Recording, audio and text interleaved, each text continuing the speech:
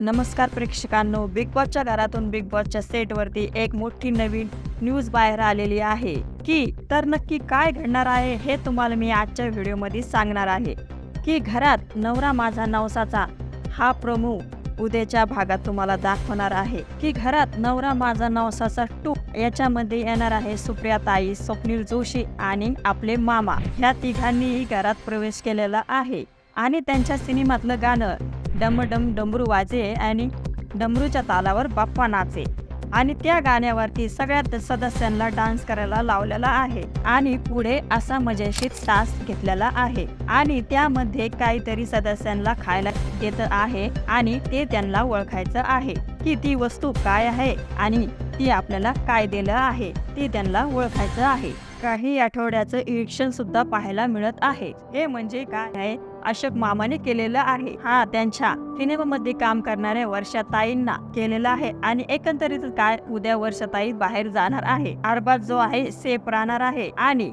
वर्षाताई बाहेर जाणार आहे.